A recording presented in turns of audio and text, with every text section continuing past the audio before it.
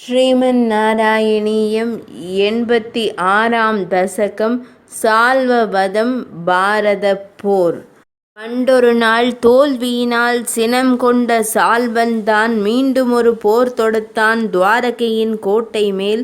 கொண்டதொரு அமைச்சனை பிரத்யும்னன் கொன்றிடவே நீண்டதே யுத்தம்தான் 9 நாளாக.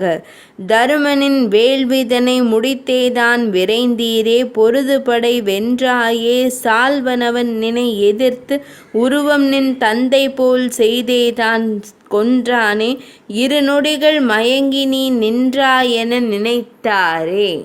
கருநிறத்து முனிவனவன் மறைதந்த அறிஞன்தான் கருதினன் உறுதிபட மாயை உன் அடிமையென.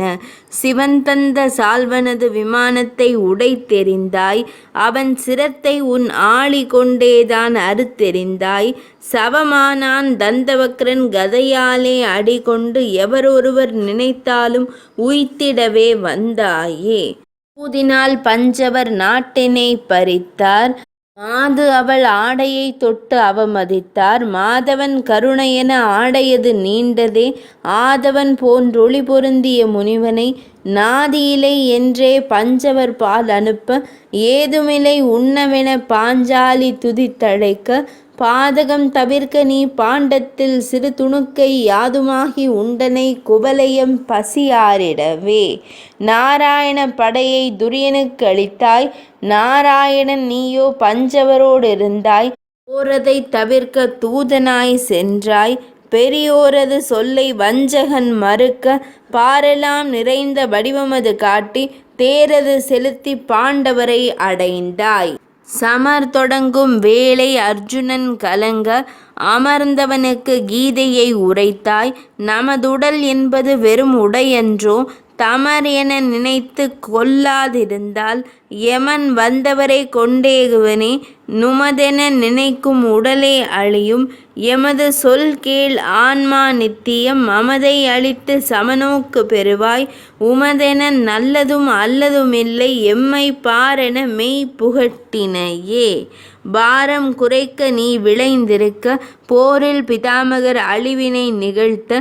அர்ஜுனன் சோர நீ படையெடுக்க வீரன் வயோதிகன் தலைவணங்கி நிற்க. சாரம் உரைத்த நாயகன் நீதான் சேர்ந்தாய் மீண்டும் தேர் தட்டினையே. சூரன் பகதத்தன் நாகமதில் அமர்ந்து நாராயண படையை சொல்லியே ஏறிய.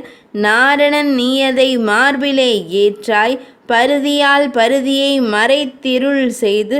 உரங்கொண்ட சிந்து நாட்டரசனை கொன்றாய் அருக்கன் சேயவன் அரவக் கணைதனை தேரினை அழுத்தி வீணாக்கினை நீ. அரிநீ பஞ்சவர் கேதுதான் செய்திலை அழிவினை பொறாத உனது அண்ணன் தானும் கழிவிரக்கத்தினால் யாத்திரை போனான்.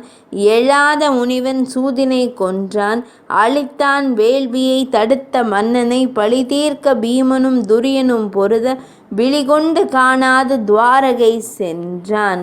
தீயன் அசுவத்தாமன் சினந்தான் ஓய்ந்து உறங்கிய ஐவரை கொன்றான். பாய்ந்து கொல்லும் படையை தொடுத்தான் மாயவன் நீ சொல்ல பார்த்தன் தடுத்தான். பேயன் பஞ்சவர் குலமளிக்க ஏவ தூயவன் நீதான் ஆழியொடு புகுந்தாய். விருப்பப்படியே மரணம் என்னும் வரத்தை பெற்ற பிதாமகரங்கு தருமன் தனக்கு அறிவுரை பகர்ந்து பரமன் உன்னை கண்டுயிர் துறந்தார். தருமம் முடிக்க வேள்விகள் செய்து திரும்பினாய் எந்தன் பிணியை தீர்ப்பாய். 86ஆம் தசகம் இனிதே நிறைவடைந்தது.